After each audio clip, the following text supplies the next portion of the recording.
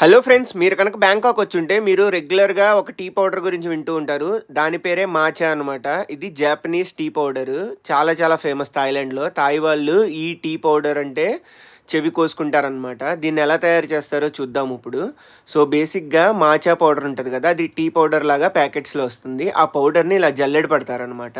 So, దీనివల్ల దానిలో ఉన్న స్టోన్స్ అవన్నీ పోతాయి. ఆ తర్వాత దీనిలో హాట్ వాటర్ యాడ్ చేస్తారు. హాట్ వాటర్ యాడ్ చేసి ఆ పుల్ల లాంటి దాంతో తిప్పుతూ ఉంటారనమాట. కాన్సంట్రేషన్ థిక్ అయ్యేంత వరకు, థిక్ పేస్ట్ లాగా అయ్యేంత వరకు. ఆ తర్వాత వన్స్ ఇది మొత్తం దగ్గర పడి ఒక మంచి లిక్విడ్ అయ్యాక దాన్ని తీసుకొని మిల్క్ ప్లస్ ఐస్‌లో కలిపితే కోల్డ్ మాచా అంటారు. అదే హాట్ మిల్క్‌లో కలిపితే హాట్ మాచా కాఫీ అంటారు. థాయ్ వాళ్ళు ఇది చాలా చాలా ఇష్టపడతారనమాట. థాయ్ వాళ్ళే కాదు, జాపనీస్ అలాగే చైనీస్ వాళ్ళు ఇది మాచా అనేది చాలా కంట్రీస్‌లో ఫేమస్.